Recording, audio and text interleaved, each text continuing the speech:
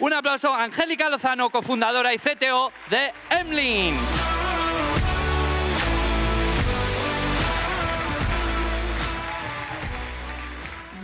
Menudo papelón tengo después de la neurotecnología de María y antes de las cervezas del Afterwork. O sea, me habéis dejado... Bueno, como bien me han presentado, mi nombre es Angélica Lozano.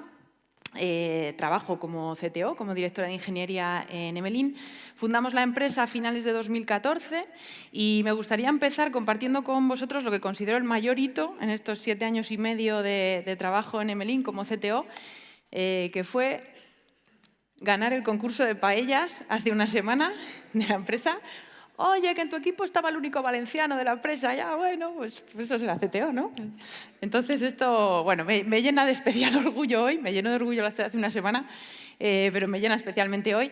Me ha gustado mucho cuando ha dicho María que es importante que diseñemos la tecnología pensando en las personas, porque un copy que utilizamos últimamente en Emlyn y que a mí me gusta especialmente es que creemos que el futuro es digitalmente humano. Y precisamente nos referimos a que nosotros que trabajamos dentro de esa ola de la industria 4.0, en la que se habla un montón de Internet de las cosas, de lo que nos ha estado contando Luis antes, también el trabajo que hacen en ASTI, de robots colaborativos, de predictivos. Oye, y nos estamos olvidando de las personas que trabajan en las fábricas, que a nuestro entender son el alma de esas multinacionales, tienen el saber hacer. Si no emergen sus capacidades individuales, no va a tener sentido la industria 4.0. Entonces, ¿a qué nos dedicamos en Emlyn? Pues a hacer una suite de aplicaciones, móviles y web, que se despliegan en fábricas, que es de lo que voy a hablar hoy, en las líneas de producción, que intentan hacer la vida de esas personas más fácil y que gracias a los datos que estamos recogiendo en el día a día pretendemos fomentar la colaboración entre líneas de una misma fábrica o entre fábricas de un mismo grupo. Poner en valor el conocimiento de las personas dentro de su organización, pero con la particularidad de que estamos en fábricas, ¿vale? Por que os hagáis un poco la idea del tamaño de Emlyn, pues estamos desplegados, ha dicho en mi presentación que eran más de 260, ya son más de 300, porque vamos, desde que me pidieron los datos para el día de hoy hasta hoy, pues vamos desplegando semana a semana nuevas fábricas. Entonces estamos en más de 300 fábricas por todo el mundo, varía mucho el tamaño entre unas y otras, pero hay fábricas de 1.000, 2.000, 5.000 empleados, también las hay de 100, entonces una media sería unas 500 personas, o sea que impactamos en el día a día de toda esa gente. Como digo, desplegados por todo el mundo. Y lo que quería compartir aquí hoy con vosotros, bueno, esto ya os lo he contado, lo que quería compartir aquí hoy con vosotros tiene un disclaimer muy grande, que es mi experiencia en estos 7 años y medio enfrentándome al despliegue de productos digitales en industria. Dentro de mi rol, ya sabéis que el rol de CTO, dependiendo de la empresa, dependiendo del momento histórico, dependiendo del equipo, dependiendo de 1000 cosas, es bastante diferente. Mi rol actual de CTO dentro de Emlyn pasa por estar en el salseo, desde la preventa, ayudar al equipo de ventas a esta integración va a ser viable o no, tenemos que pasar el checklist de seguridad, vamos a poder desplegar en esta fábrica o no, el diseño y desarrollo del producto, porque no tenemos un equipo de producto como tal y también cae en mi equipo, la puesta en producción, por supuesto, incluso la gestión de los errores de producción, ¿vale? Ayudar al equipo de Customer Success o de soporte en todo esto. Entonces, estas 10 cosas son efectivamente cosas que me hubiera gustado aprender antes, que las sé ahora o que estoy aprendiéndolas ahora, pero que me hubiera gustado saber antes. Pero siempre con ese disclaimer, con esa cosa de que es mi versión, lo que yo he vivido. Probablemente si alguien más trabajáis en despliegue en industria, pues estaréis diciendo de fondo, ¿eso no es así? Pues perfecto, levantáis la mano y lo hablamos, porque seguro que hay casos que estoy diciendo una estupidez, ¿no? Entonces, la primera característica importante, os ponía por ahí en la slide un poco los nombres de las empresas con las que trabajamos, porque nosotros somos 45 amigos en Valladolid, bueno, ahora cada uno en su casa y repartidos por diferentes pueblos y ciudades, pero somos pequeñitos y nuestros clientes son grandes multinacionales. Esa relación de poder está bastante desequilibrada. Y además tenemos una particularidad, que nuestro cliente no es nuestro usuario final. El que nos paga normalmente es el jefe de planta, pero el que nos usa es el jefe de equipo que está ahí pegándose con que salga la producción día a día. Entonces es muy importante ser consciente de esto para no llegar a las fábricas como un torito avasallando con tu producto y esa persona que ya tiene bastantes cosas en su día a día, encima le pones la complejidad de cambiar la forma en la que estaba haciendo las cosas y empezar a utilizar un producto digital. Entonces, muy importante, retomo otra vez el mensaje, que diseñemos un producto para las personas, entendiendo para qué van a utilizar el producto digital. Y sobre todo, como CTO, y parte de lo que yo entiendo como mi responsabilidad, es decir en un momento temprano de la conversación, oye, mi producto no te va a valer para nada. Que muchas veces, porque estamos enamorados de nuestro producto, porque queremos vender como sea, acabamos forzando una relación que no va a tener ningún éxito, que va a ser un problema para las dos partes y que yo entiendo parte de mi rol decir, mira, no es lo que buscas, nunca va a hacer esto el producto, ¿no? Por eso, porque la relación de poder, digamos, está desequilibrada, vamos a necesitar a alguien en la casa que sea nuestro campeón, que se crea el proyecto, que nos represente, que nos ayude, que estemos alineados con los objetivos que tiene esa persona dentro de la organización. Eso nos va a dar mucha visibilidad de lo que pasa por dentro. En la toma de decisiones en industria normalmente es una cadena muy larga de 5, 6, 8 personas que ninguna te va a decir que sí, pero cualquiera te puede decir que no. Esto lo sabe muy bien la gente de ventas, que necesitas a alguien dentro que apoye esa venta, pero lo tenemos que saber también desde IT. Necesitamos a alguien que nos explique por qué cuando pides el alta de un DNS es que no, hasta que de repente es que sí. Pues entender qué está pasando por ahí dentro para llegar ahí. Y tenemos que ayudar a esa persona a construir su business case interno, cómo nos va a vender, ponerle la vida fácil para que efectivamente nos acabe defendiendo y el proyecto siga adelante. Hay que tener en cuenta también que esta persona en algún momento va a desaparecer y hay que contar con ello.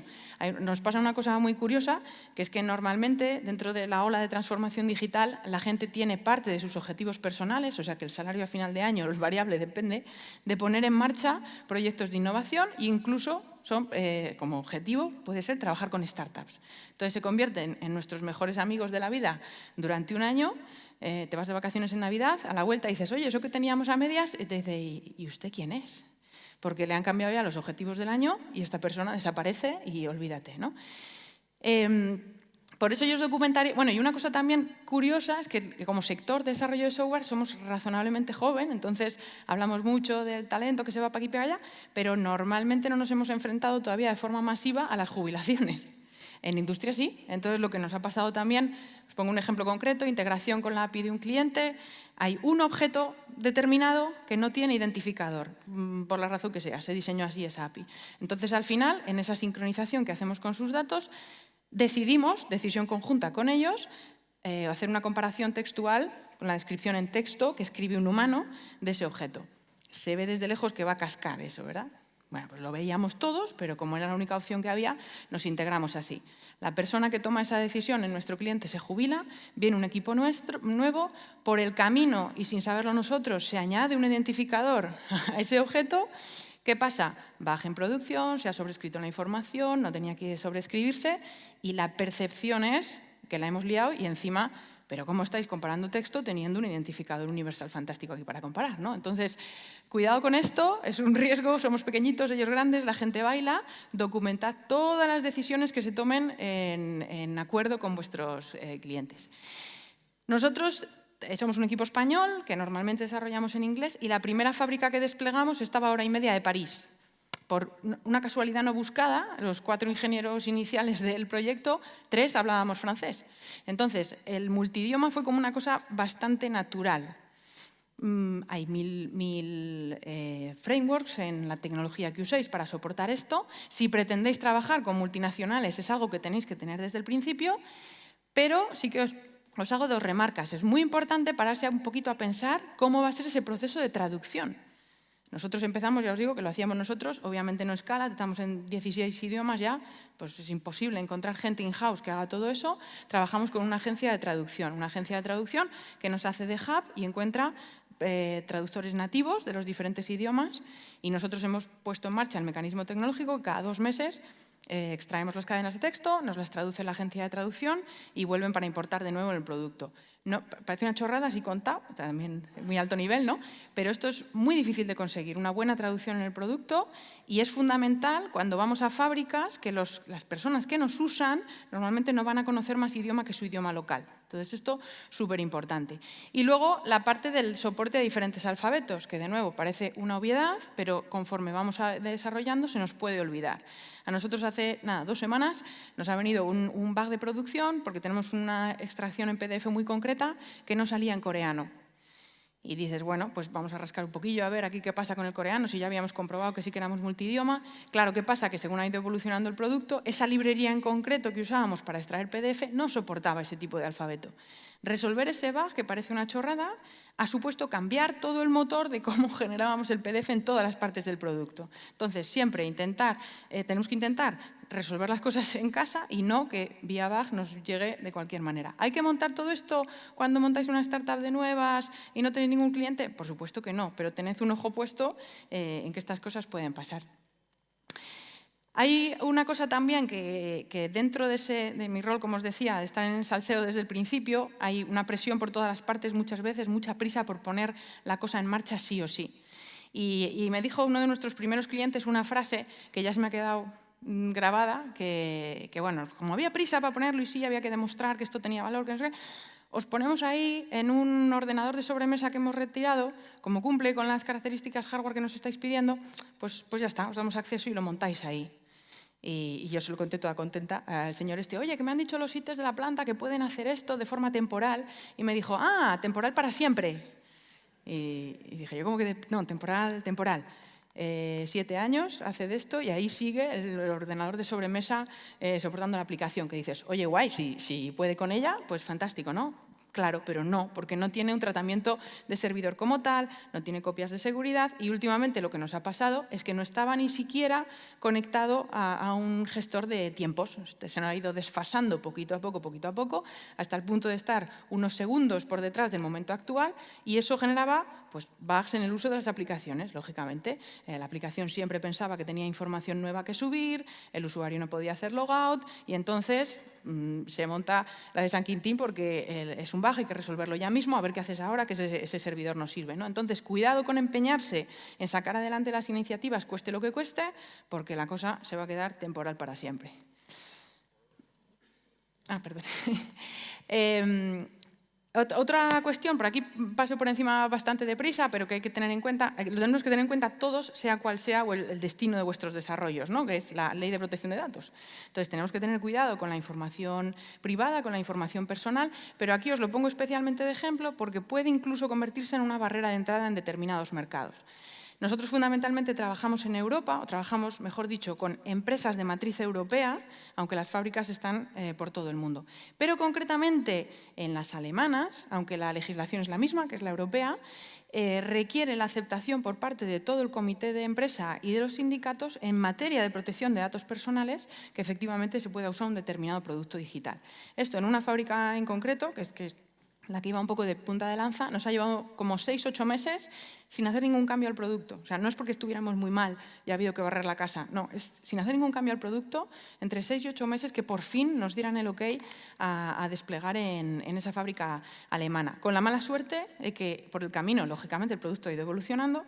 Entraron el otro día otra vez en la plataforma de demo que les habíamos montado y nos cayó una buena bronca porque resulta que habíamos metido funcionalidad nueva sin avisar a los sindicatos. Y cada iteración de funcionalidad nueva la tienen que verificar. O sea, esto, simplemente que lo sepáis, que puede ser un motivo de barrera de entrada o de retraso en el proceso de venta si no tenemos ya Y esto ya os digo sin cambios en el producto, o sea, que estaba todo bien, por así decir, pero aún así hay que tenerlo en cuenta casi desde el principio. Igual que la parte de la seguridad.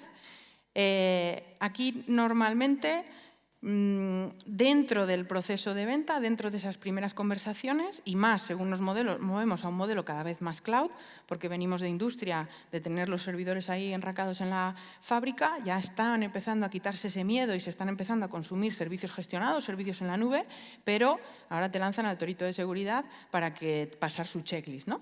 Entonces, ahí era una fuente para nosotros de trabajo y de ineficiencia enorme. Somos normalmente 3 personas, una de 3, la que nos encargamos de contestar y nos dábamos cuenta, primero, de la sobrecarga de trabajo que supone y, segundo, de que dependiendo de a quién le pillara, podía contestar cosas ligeramente diferentes o incluso llegar a algún punto de incoherencia, ¿no? Entonces, ahí lo que os recomiendo es, desde el principio, empezar a documentar qué estáis haciendo en materia de seguridad.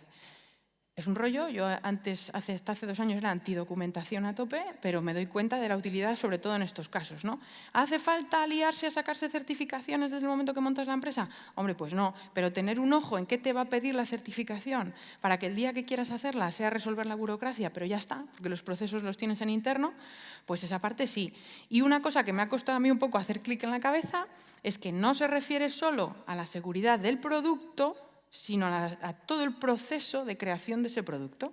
Es decir, vale, tú tienes lo que hablaba esta mañana Isabel sobre las APIs, ¿no? Un montón de seguridad, autenticación, autorización, vale, fantástico, pero la gente que desarrolla eso está teniendo también, o sea, ¿cómo de débil es tu seguridad en el perímetro de acceso físico, por así decir? Todo esto está cambiando muchísimo con el teletrabajo, claro, pero a mí preguntas recurrentes que me hacen es si hay cámaras de seguridad en el edificio de oficinas, si tenemos portero físico, un señor o una señora que esté ahí en la puerta y no deje entrar a cualquiera en la oficina, dónde están los servidores, qué hacer en caso de incendio de la oficina. Hablábamos del incendio de VH esta mañana, pues lo mismo. ¿Qué hacer en caso de incendio? Todo eso, pues de alguna manera tenerlo ya contestado en algún lado para que sea súper rápido contestar al cliente, y que también en materia de seguridad creo que es especialmente importante no solo ser bueno, sino parecerlo. Entonces, dar esa sensación de profesionalidad cuando hablas con las grandes empresas, que sí, que somos 4 amigos en Valladolid, pero joder, que lo hemos pensado un poco para montar el producto. Entonces,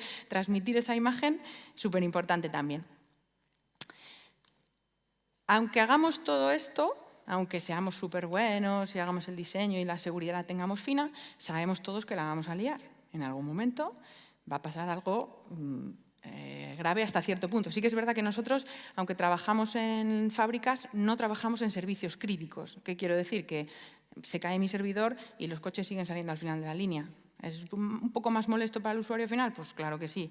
¿Tenemos que cumplir nuestro SLA y resolverlo lo más rápido posible? Pues sí, pero no está perdiendo dinero mi cliente por mi culpa, ¿no? Entonces, bueno, ahí tenemos la responsabilidad limitada, por suerte. Con respecto a esto, con cómo reaccionar ante fallos, suele ser algo que se incluye en los contratos, incluso no solo el SLA, o sea, en qué tiempos le vas a responder cuando pasa algo malo, sino cómo lo vas a hacer, el propio proceso. Y de aquí me voy a quedar con dos cosas, ya por el tiempo que me falta, con 2 cosas muy concretas que os las voy a contar y vais a decir, menuda obviedad, pero que a mí hasta que no me ha hecho clic la cabeza aprender a trabajar así, no lo he visto claro. Esto viene de automoción y concretamente cómo se resuelven las cosas en fábrica, relacionado mucho también con Lean Manufacturing, que es cuando sucede algo malo, encontrar la causa raíz de lo que está pasando. ¿Qué quiero decir? ¿Tengo mocos? Pues me los sueno. Pues no. Mira a ver, o sea, suénatelos porque se te están cayendo las velas, pero aparte, mira a ver por qué tienes mocos, entiéndelo, ¿no? Y ahí, normalmente nuestros clientes nos exigen un plan de acción de contención, correctivo y preventivo. Yo al principio esto lo veía como una manera de tocarnos las pelotas, pero no, o sea, realmente cada vez le veo más sentido y se lo pido yo a mi equipo, aunque el cliente no lo pida, porque realmente es importante. Normalmente en nuestra cabeza, cuando vemos un error, que lo que suele pasar es que vemos la solución ahí mismo y decimos, te lo arreglo, subimos el hotfix y ya está. Ese es el correctivo. Veo lo que está pasando y me sueno los mocos. Ahora, vamos a ver si podemos hacer algo que contenga el fallo que hemos provocado. En automoción, por ejemplo, oye, mi prensa, hemos colocado mal el troquel y la puerta lateral sale con una muesca. Acción de contención. Voy a mi cliente y le digo, no montes este palé de puertas, me lo llevo otra vez porque es que tiene una muesca y va a salir mal el coche. Eso es mundo físico, ¿no? Mundo software. Pues, ¿qué tenemos que hacer para contener ese error? Y a lo mejor tiene que ser incluso decirle al cliente que no use el sistema en las próximas horas porque vas a perder información, porque lo sabes, ¿no? Entonces, primero, pararse a pensar cómo hacemos la contención del error que hemos creado en producción. Luego, efectivamente, lo corregimos y se nos suele olvidar la última parte, que es obvia también, así dicha en alto, pero se nos suele olvidar, que es ¿y cómo sé yo que no me va a volver a pasar esto? Sea con algo tan tonto como pues porque hemos añadido un test automático que valida que no sé qué, o sea porque requiere un análisis más profundo, Tengo moco, me suenan los mocos, no, es que tenía gripe, eso es lo que me pasaba, y ahora resulta que me doy cuenta de que me tengo que vacunar todos los años de la gripe para no volver a tener mocos, ¿no? Pues, ¿qué tengo que hacer para que este error, por lo menos, que ya lo hemos localizado, no vuelva a suceder? Tendemos a pensar que una vez que lo arreglamos en código, como el código es determinista, pues ya no va a volver a pasar. Pero una situación similar es muy probable que sí que se dé. Entonces, os animo, dentro del espíritu eso de que os llevéis algo a casa, si os tenéis que llevar algo de mi charla, pensad en esto. Cuando tenéis un error, ¿cómo lo contengo? ¿Cómo lo corrijo y cómo lo prevengo para que no me vuelva a pasar? Esto revierte en tranquilidad para los propios equipos, yo creo, porque con esto, gracias a esto, a la prevención, al análisis de causa-raíz y a la prevención, vamos haciendo código más robusto, vamos haciendo código que falla menos en producción. Entonces, esto os lo recomiendo especialmente. Y luego, si te va medio bien y empiezas a esa relación que tienes con tu campeón dentro de la casa y tal, puede dar en un momento dado la sensación de que estás en la misma liga. Es importante acordarte de que no estás en la misma liga, que nosotros somos súper pequeñitos, que ellos son grandes corporaciones y utilizarlo a nuestro favor. Tenemos cosas súper buenas de ser súper pequeñitos, somos mucho más rápidos en la toma de decisiones, somos más ágiles, somos más flexibles, pero también tenemos pues muchos menos recursos, ¿no? Algunos ejemplos de cómo esto nos afecta o nos influye en los procesos de ventas, a nosotros por lo menos, cuando nos tenemos que dar de alta como proveedor en un cliente nuevo, ahora ya no tanto porque ya vamos teniendo tracción y ya vamos teniendo ejemplos de otros clientes con los que hemos trabajado y tal, pero al principio, o sea, ríete de las due diligence para que te inviertan. O sea, venía el cliente y te miraba hasta la talla de las bragas. O sea, una cosa. Y una de las cosas que nos pedían, que me parece muy saludable, es estabilidad económica, que ese cliente no suponga más de un cierto porcentaje de tu facturación. De manera que si ese cliente decide prescindir de ti o se va, pues no tengas que despedir a medio equipo, porque no tienes para pagarle las nóminas, ¿no? Entonces, esto es una cosa que me parece fantástico. Y otra cosa que también he descubierto, que me sorprendió gratamente, es que no haya conflictos de interés con las personas que trabajan en la propia empresa. ¿Qué quiere decir esto? ¿Por qué se hizo esto? En las fábricas, en algunas situaciones se llega a, bueno, pues como estoy en una situación de medio mando, pues empiezo a subcontratar los servicios a mi primo, a mi cuñada y a un hermano que tengo por ahí, ¿no? Entonces, para evitar esto, en muchos de nuestros clientes tienen políticas de que no haya conflicto de intereses, y si tu empresa está invertida, no hace falta ni que trabaje, simplemente que, oye, por diversión te puso algo de dinero ahí, Friends, and Family, al principio de tu carrera, alguien que trabaje en ese cliente te puede tapar una venta futura. Esto que os acabo de decir es un poco raro, pero lo que no es tan raro es que en productos digitales que vamos a industria venga un cliente grandote y quiera comprarte o comprar una parte de la empresa. Entonces, eso en ciertas ocasiones suena bien, pero cuidado porque tiene ese reverso tenebroso, que es que a lo mejor a partir de ese momento ya no le puedes vender a nadie, ni de la competencia, ni del sector relacionado. Entonces, simplemente para que lo sepáis, que siempre hay que valorar si me interesa o no, o con quién te metes en la cama, ¿no? ¿A quién metes en tu cap table?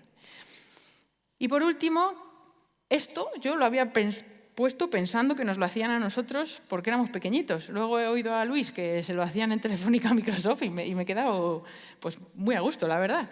¿Qué pasa si el cliente decide prescindir de ti o la empresa se va a pique? Que eso es una preocupación, claro, que tienen mucho cuando contratan pequeñitos. A nadie le han despedido por contratar a Microsoft, pero, oye, por contratar a Melín, pues si la lías a lo mejor sí, ¿no?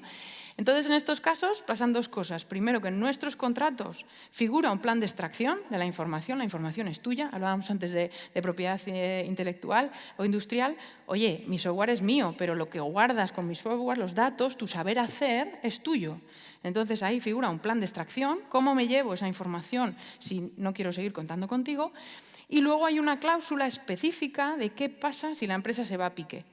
Y este es uno de mis momentos favoritos del año, que es cuando tenemos que ir con nuestro código fuente ante notario, que yo me siento ahí como un concurso de la tele de los 90, y tenemos que depositar el código ante notario. La primera vez que lo hicimos esto nos pidieron un CD y fue tan entrañable que me pidieran un CD con el código fuente que yo me imagino, ahora es un pendrive ya, porque claro, no cabe en un CD ya.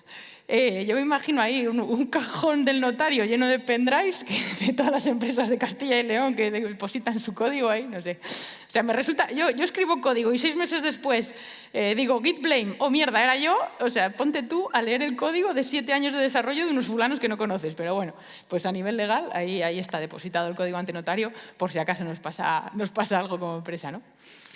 Bueno, y quería terminar, una referencia a dónde nos vemos en un par de años. Esperamos estar en más de 2.000 fábricas, en unos 150 clientes. Para eso vamos a necesitar pues, muchos desarrolladores y gente de ventas y gente de Customer Success, así que si queréis ahora en las cervezas os comento específicamente qué vacantes tenemos abiertas. Y quería terminar compartiendo con vosotros una cita que a mí hay muchos días que me lleva hasta el final del día, en esta sensación que es que no es fácil estar borracho todo el día, si no, pues todo el mundo lo haría, ¿no? A mí en mi situación personal a veces tengo esta sensación de, pero de verdad, ¿qué he hecho hoy? O sea, esta sensación de se me ha pasado el día sin centrar la cabeza, ¿no? Entonces os la regalo, no es fácil y si no todo el mundo lo estaría haciendo. Muchas gracias.